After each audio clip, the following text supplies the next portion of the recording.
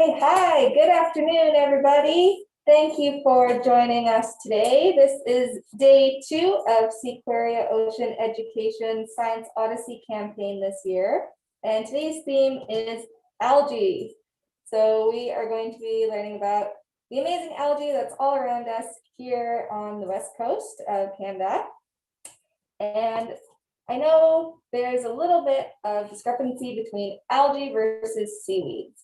So algae is a big umbrella term that includes macroalgae. So that's the big algae that you can find on the beach and that you can see with your naked eye. And there's also microalgae. So that is the tiny microscopic algae that you can't see unless you use a microscope. And so seaweed often refers to the macroalgae, which is what we are going to be looking at today. And algae is the informal term for a large group of photosynthetic eukaryotic organisms. So photosynthetic, of course, photosynthesis is the process that plants use to turn sunlight into energy. And eukaryotic is referring to organisms that have cells with a nucleus that's inside of a cell membrane. And I'm streaming to you from our office today, so just note that there is a bit of a lag, about 7 seconds or so. So if you pop a question into the chat box, you may have to exit out of full screen to see that chat box. I might not see it right away, but I'll make sure to get to it as soon as I do. And I also have my wonderful colleagues monitoring the chat box as well. Okay, so we're going to be talking about macroalgae, and it is classified into 3 different groups. So there's brown, green, and red algae. And I'm going to go through each category first. And we also have a lot of activities that you can follow along with that we do today. Also going to be doing a seaweed pressing activity at the end, and also showing you an experiment that I did at home before this presentation.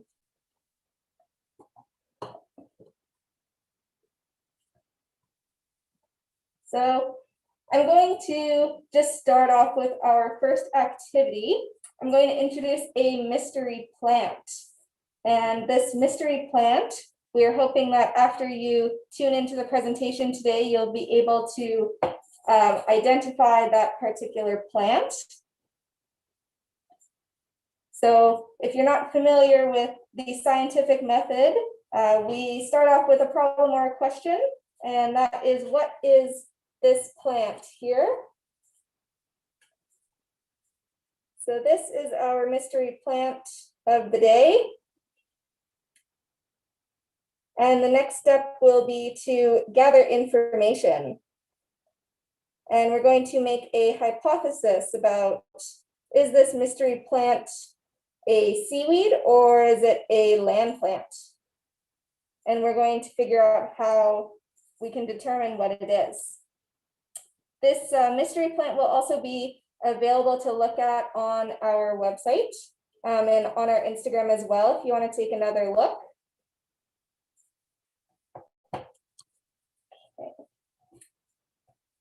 So now I'm going to get into our first group of algae, which is going to be the brown algae, also known as Ochrophyta. That is the scientific class name. So brown algae tends to be in colder waters in the northern hemisphere. Here is the scientific class name there for the brown algae. And these brown algae are a great food source and habitat for many marine organisms. And the dominant pigment that gives them their color is the fucoxanthin, which gives them the greenish brown color that we'll see.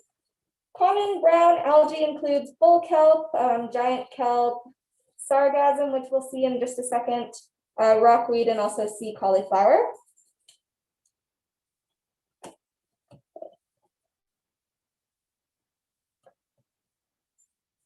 So here I have some rockweed.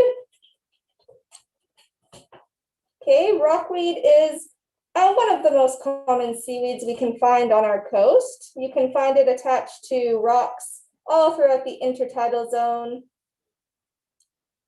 And because they lay flat, they can actually trap water underneath them. And these mats kind of provide a moist shelter for animals to hide underneath from the sun. So shore crabs are one animal that may take shelter under rockweed.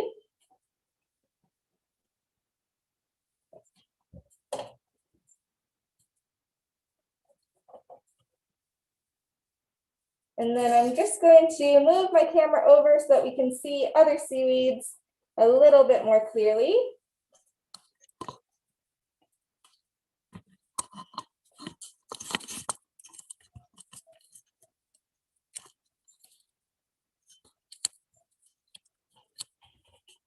Okay, so the next brown algae that I wanted to show you is this one here. So this is called feather boa kelp. And it's one of the larger brown kelp species that's found in the intertidal zone. So we can see it has really long blades, and it's got this rough textured stipe. Kind of makes it look like a feather boa if you extend it all the way there.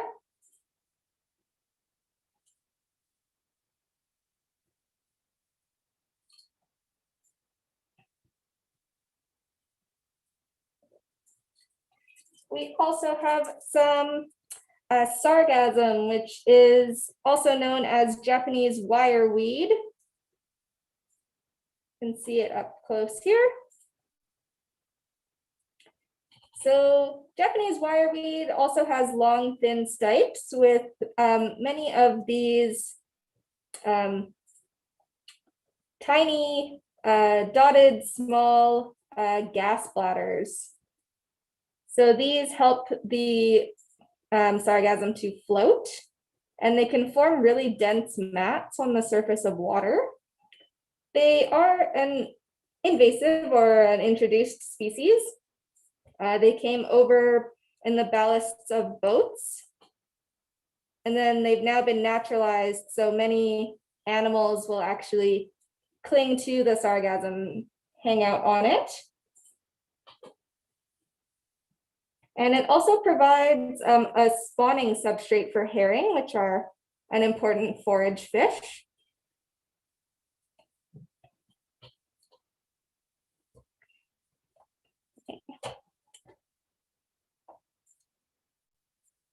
Next, I also wanted to show you some bull kelp. This one is also pretty common to see washed up on the beach. So when they are not on the beach, they tend to be underwater, and they actually form really dense kelp forests.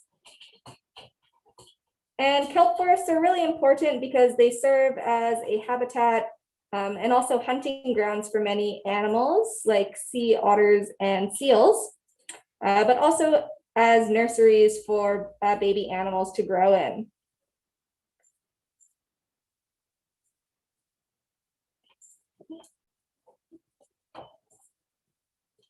There's another one there where we can see the blades. Okay.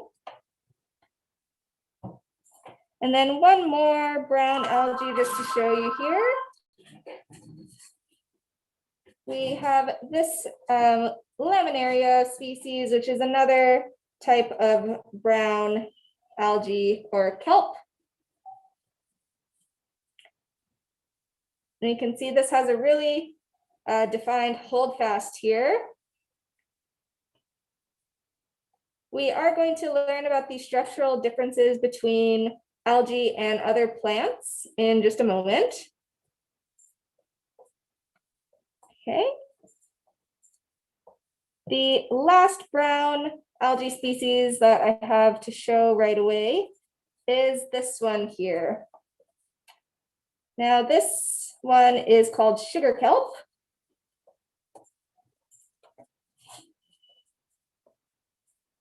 Okay, so you can see that it's a very large blade and it has this tiny hold fast and tiny stipe right here.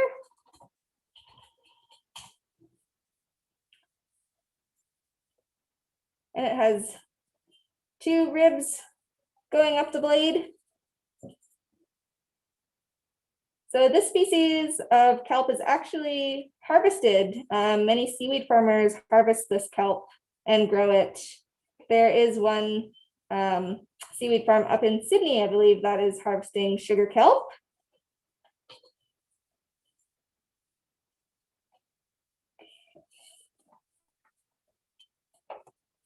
So the next algae that I'm going to move on to is the green. And green algae is also known as chlorophyta.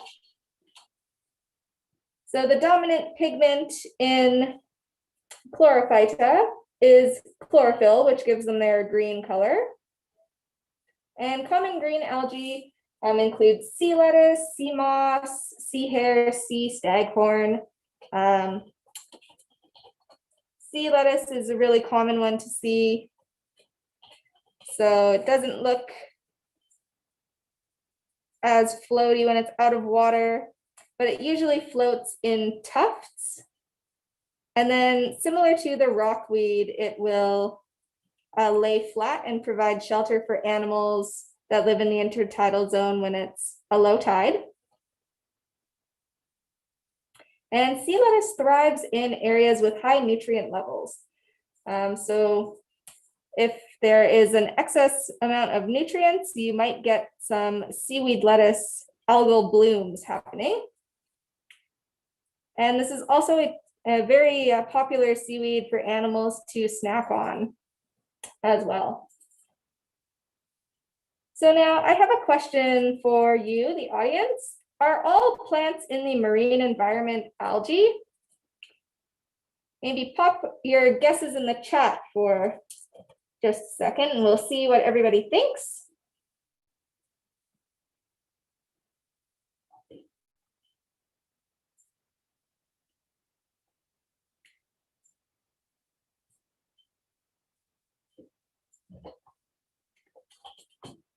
Okay, well, the answer is no. Not all plants in the marine environment are algae.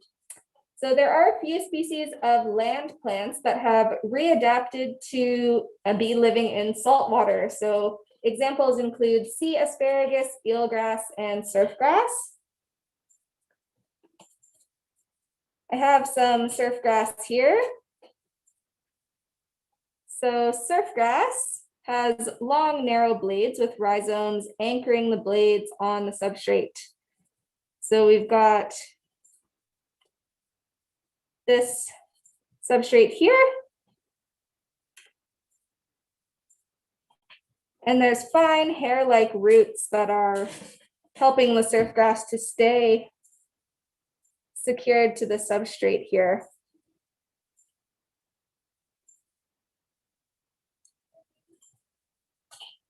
Okay.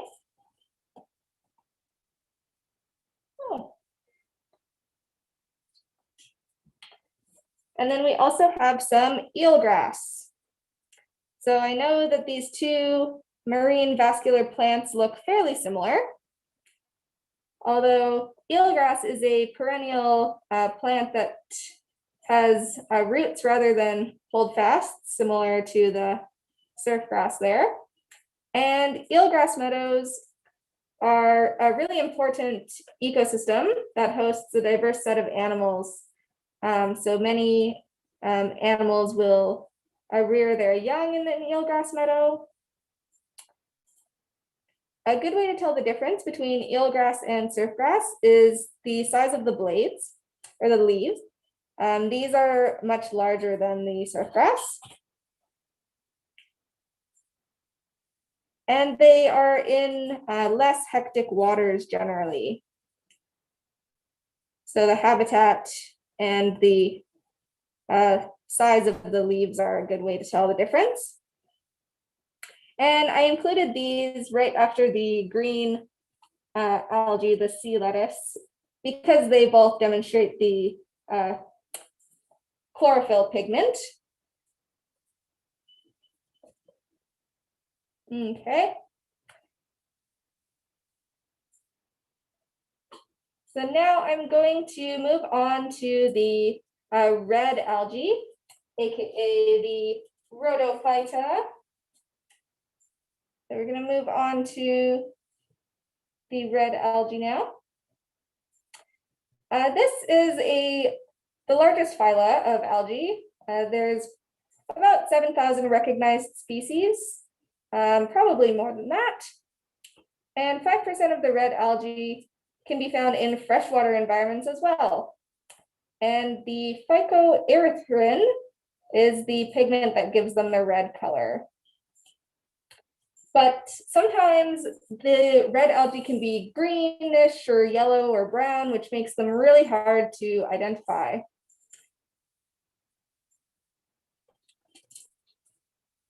Okay. This species here is commonly known as Turkish towel. The blades are really, really bumpy and textured, so it's almost like very exfoliating, if you will. And this one is pretty clearly red.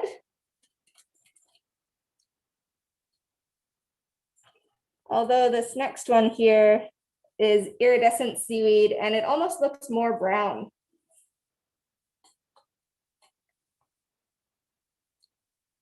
But when the iridescent seaweed is in water, it actually gives off an iridescence, so it can look blue or like a light is shining on it.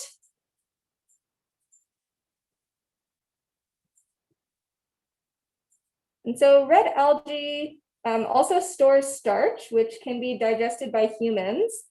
And they have agar and carrageenan, which are some compounds that humans actually use as an emulsifier.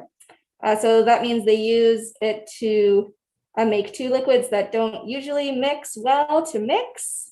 And also it helps to thicken other substances.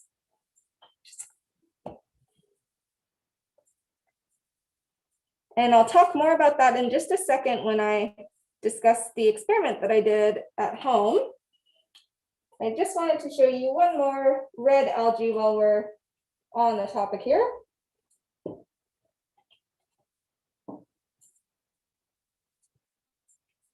Okay, so I have a keyhole limpet, which is on this oyster settling plate. And you can see that this keyhole limpet actually has a pink-red coralline algae growing on its shell. And it's pretty funny because limpets actually eat this coralline algae. So normally they would crawl on top of a rock or an oyster settling plate that had the red algae on it, and they would use their radula, which is their sharp tongue, to graze the algae and eat it. Yeah.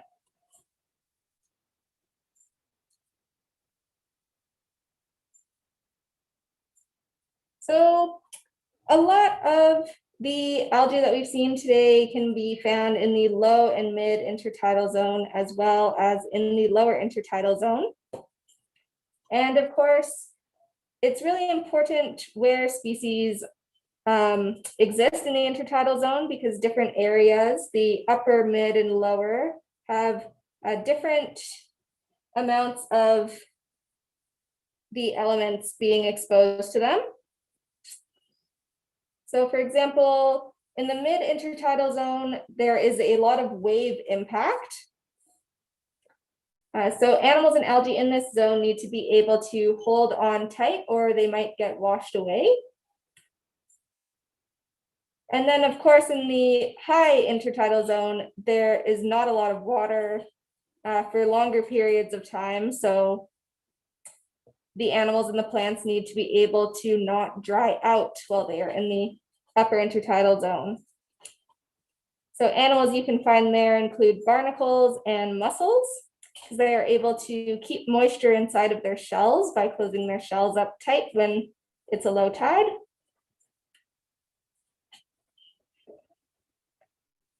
So algae are important, of course, because it provides habitat and food for many animals living in the ocean, but they also produce oxygen for us and for marine mammals. And seaweed has been a part of the human diet for hundreds of years. So can you think of anything that we eat that might have algae in it? I'd love to see some guesses pop up in the chat. What do you think we eat that might have algae in it?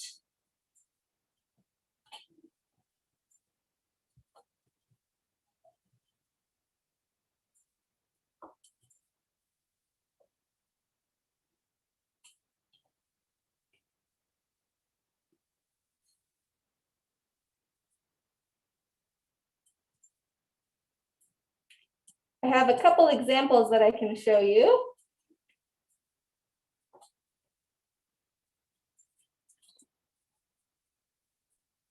Okay, so remember when I mentioned that some red algae have substances called agar and carrageenan in them that humans use as an emulsifier or thickening agent? Well, how many of you have used toothpaste? Yeah, sushi and ice cream. I saw 2 guesses. I have sushi and other dairy products. Yeah. I also have some sour cream and some chocolate milk.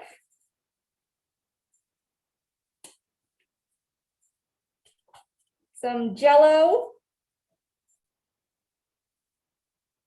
And also I have some makeup. So those are all some everyday household things, perhaps, that actually have some algae in them in their ingredients. And now I'm going to do a share my screen of an experiment that I did using a red algae at home.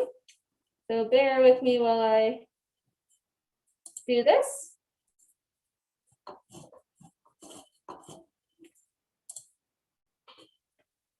Okay.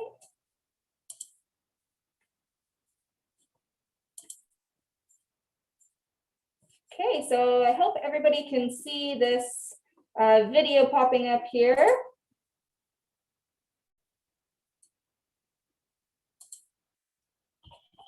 Let's see if I can play it.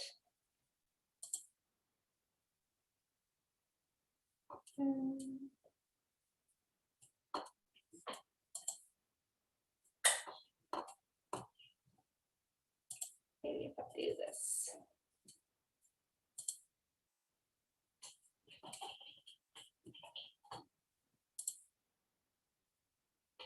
Okay, does not seem to be playing at the moment.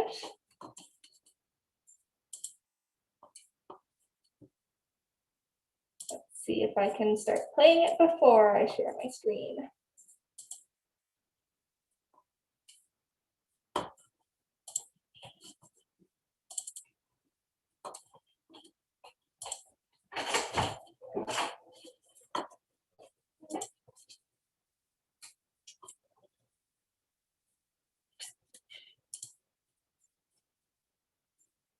Okay, that's all right, because we can share the video on our YouTube after. Essentially, I was really curious about how people extract carrageenan and agar from algae. So what I tried to do was take some red algae and I tried to extract a carrageenan or an agar at home. Oh, I think it might have decided to start playing.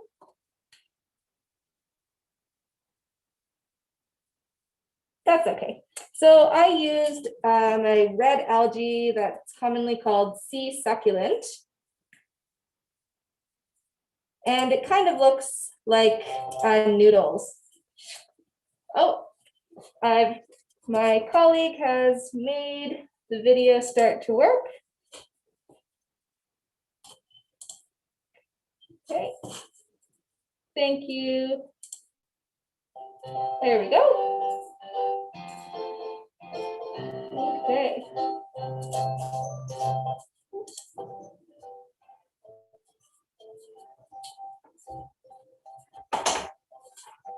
Okay, so I used sea succulent or sea noodles, and I tried to extract agar or carrageenan using heat to demonstrate the gelling properties of the substances that people use from red algae species. And that's a photo of it there.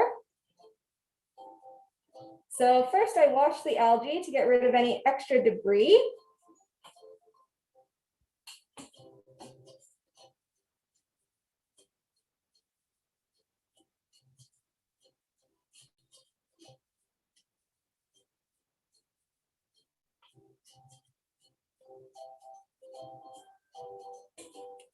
Then I chopped it up into smaller sections.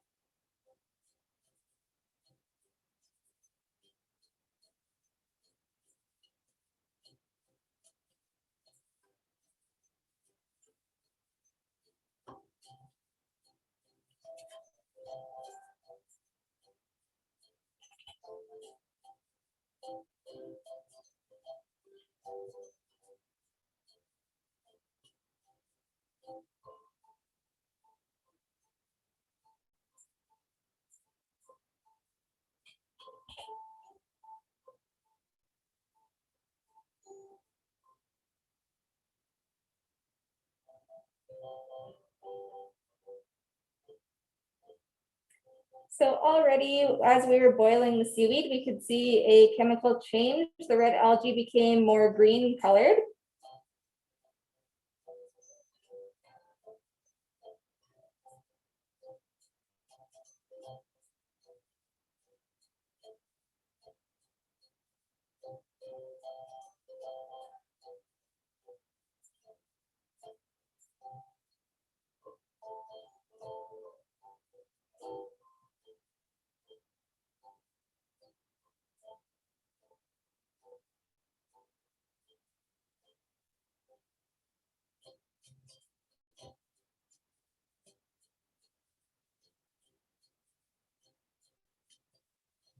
That is the extracted mixture.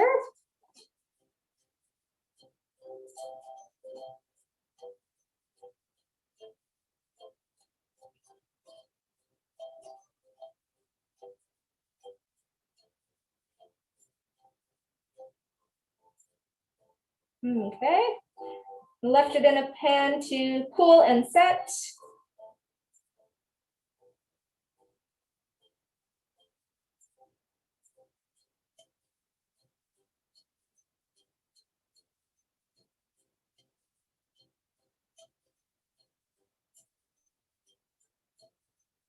And then I put it in the fridge to cool for 24 hours. And I could see that it was slightly more gelled.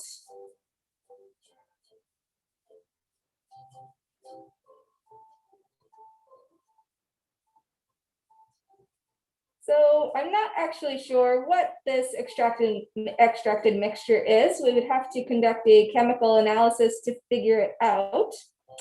But if you are curious about incorporating agar, you can use a powder bought from a grocery store or a health food store.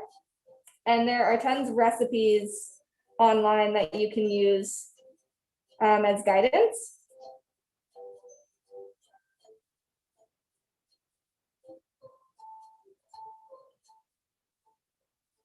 And using that powder, the mixture ended up being more firm than what we extracted from our seaweed. Okay, so I'm going to stop sharing my screen now.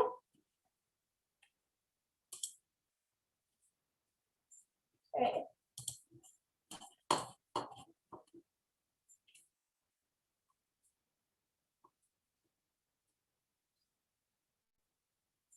Okay, so let's see.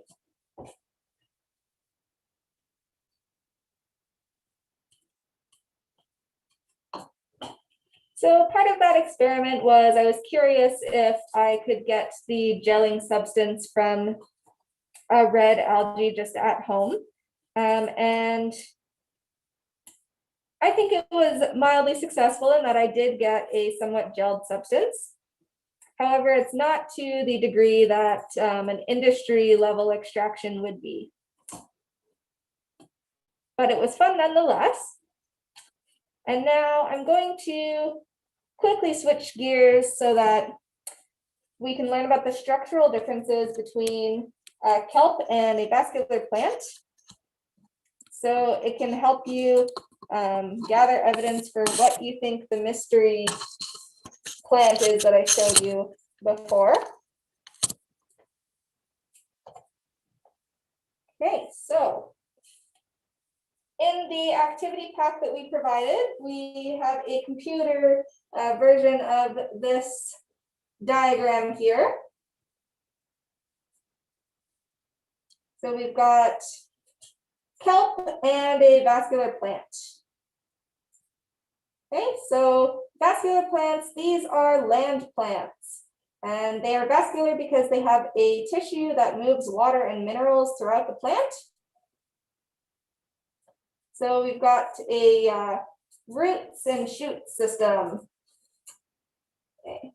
So marine plants have a holdfast, of course. So marine plants, they don't need roots to conduct water throughout their bodies.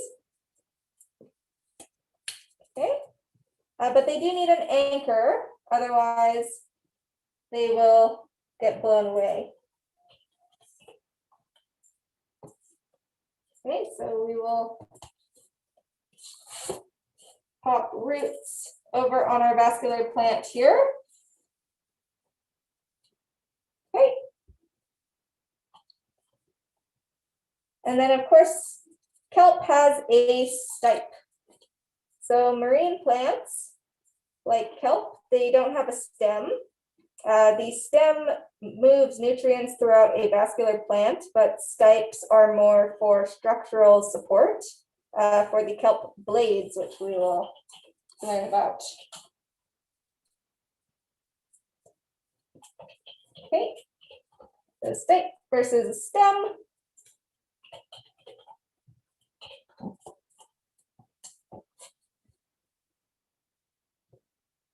This is what we have so far.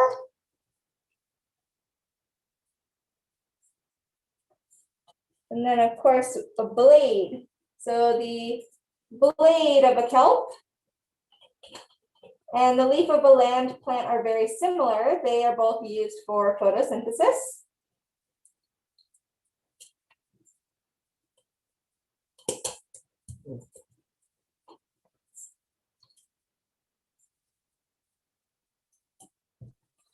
Okay. And then the last structural aspect that we have here is a gas bladder. So a gas bladder allows the marine plant to float. So the species that I showed you before, the sargassum, Japanese wireweed, and the feather boa kelp, they both have gas bladders that help them float on the surface of the water. And then another structural aspect that I don't have a label for on here is a frond. So the frond of a kelp refers to multiple divided sections of a blade. So sometimes the blades will be divided into more than one. Okay. Here, I will show the feather boa kelp again. Okay.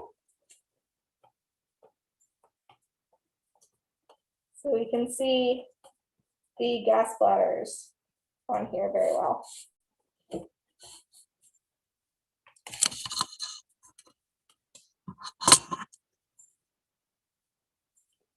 So there's one right there.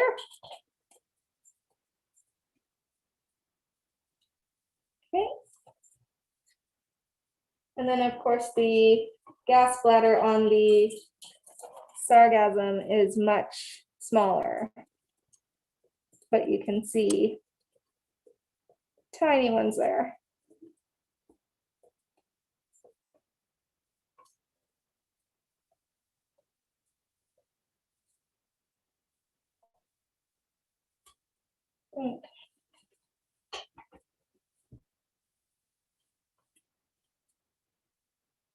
All right, so in the case of the mystery plant, there is a quiz included in the activity pack available on our website. And you can fill out that quiz. And then we will have an answer key available if you are wanting it. So you can just email us at education@seaquaria.org.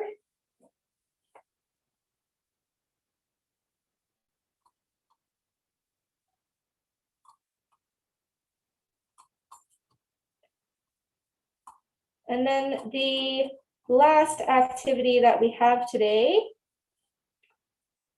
is going to be a seaweed pressing activity. So I'm going to just move some of my station around here.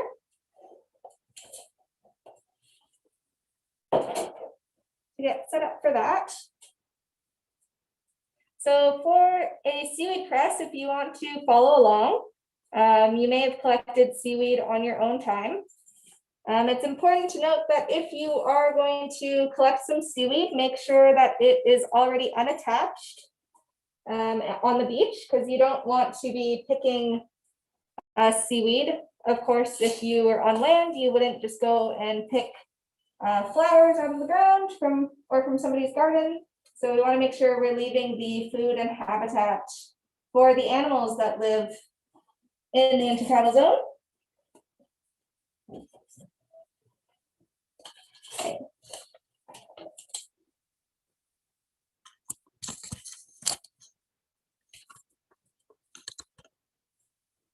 Okay, so for today, I'm going to do just a short demonstration of the seaweed press. The instructions are available in the activity pack.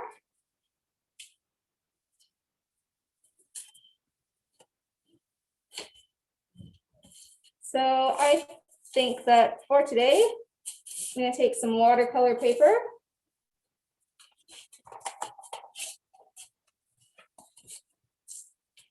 And I'm going to press some of the sea lettuce. When you're doing a seaweed press, you want to make sure that the kelp is not too bulky, because otherwise it will not press well.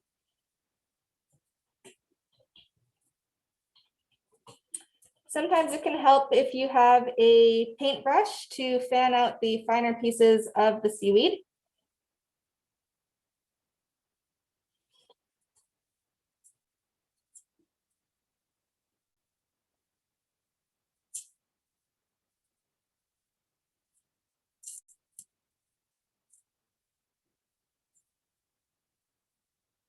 And if you have an algae that has distinct features that you can see after your seaweed press is dry and ready to be displayed, you can try labeling the kelp or the seaweed with the different structural aspects that I talked about today.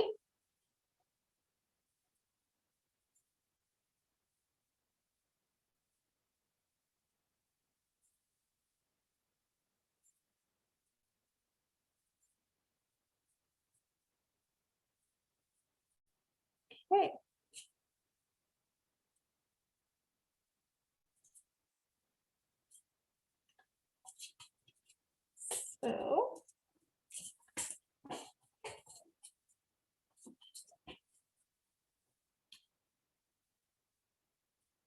So once you have your seaweed laid out on your piece of watercolor paper, you can also use construction paper or another heavy duty paper if you want to.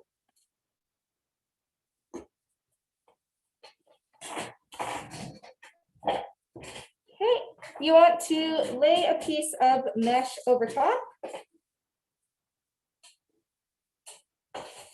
So for the mesh that I'm using some leftover cheesecloth.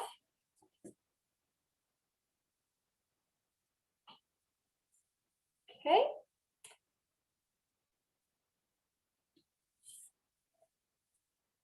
And of course, you want to make sure that you have 2 pieces of every material because you're going to want to make a sandwich to press your seaweed. So what I'm actually going to do here is I'm going to take my first piece of cardboard and an extra piece of paper. I've just used a bit of paper bag, but you can also use newspaper. Okay, and then I'm going to put the mesh over top of the cardboard and the other paper. And then I'm going to put my seed press. Okay, and then you want to take your other piece of mesh, lay that over top. Take your other piece of paper or newspaper. And then you want to take your other piece of cardboard, press it on top. And then once you have this sandwich stack, you're going to want to put a stack of newspaper on the bottom and on the top of it. And you're going to want to change this cardboard and newspaper out once a day and keep them in a well-ventilated area until it's dry. Otherwise, your seaweed might mold, and you don't want that. Okay. Just like seaweed there. And so once your seaweed press is all dry, it will look something like this. So we have this beautiful seaweed press done by our education coordinator, Yuko. It's a really beautiful one. That's on watercolor paper. Also some sea lettuce on there.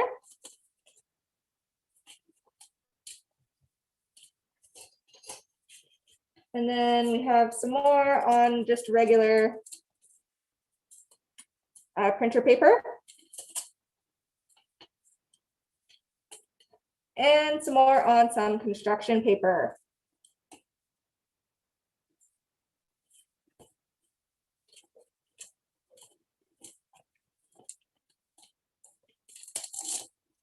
So you can also use descriptive words. You can write a poem, or you can use new vocabulary words that you learned about algae today, and you can label your seaweed press.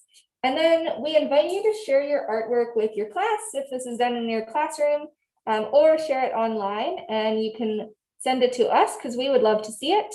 You can use the hashtag Seaquaria Learning and tag us on Instagram at Seaquaria_Ocean_Education.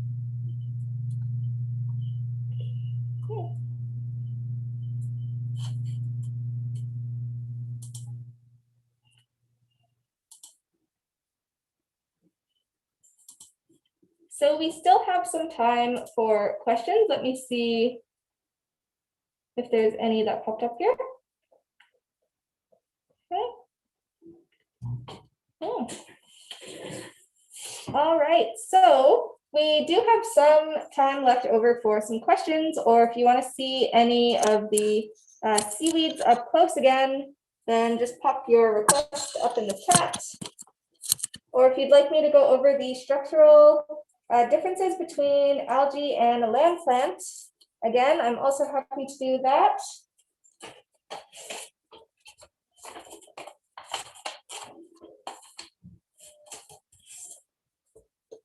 And you may have to exit full screen on this presentation to access the chat box.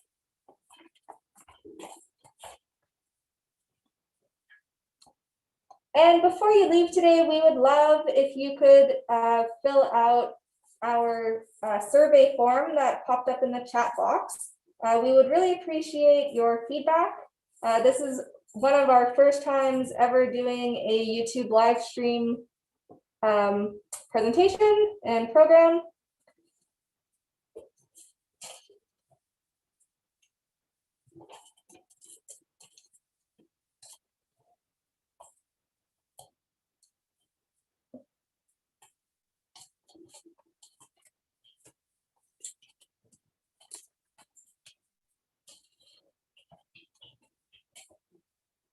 So one of our prompts here is, what are some seaweeds that you have seen on the beach?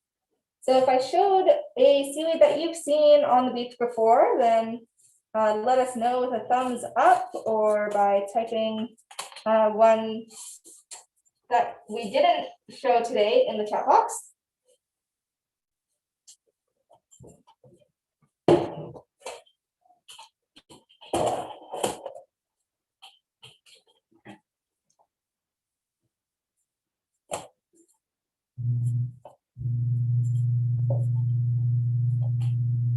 Let's see. I'm going to try putting the iridescent seaweed into the small text tank that I have here. Let's see if we can see some of the iridescence.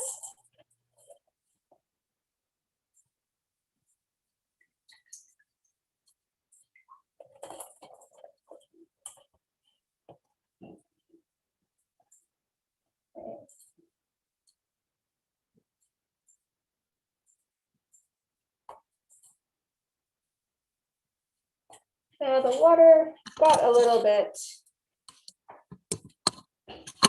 clouded from the Japanese wireweed and the feather boa kelp that was in there, but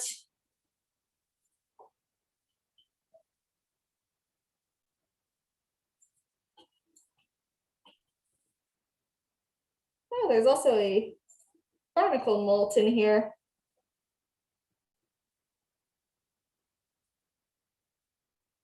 Oh well. Okay, well, if there are no more questions, or if there's nothing that you're interested in seeing again, then this presentation will be available afterwards if you want to share it with your friends or your family.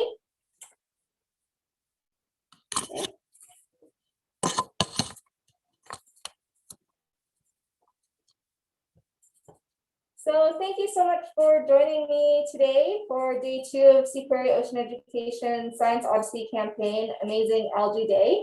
I really hope that you'll join us for our last 2 days. So tomorrow we will be talking all about bivalves, and then on Friday we will have a nice virtual discussion about watershed ecology and also a walkthrough of one of our local parks here, Gorge Park, and we'll be seeing lots of fauna and flora that you can find there. Please remember to fill out the survey to help us improve our programs in the chat box before you leave. And thank you again. So I'll see you all tomorrow, hopefully.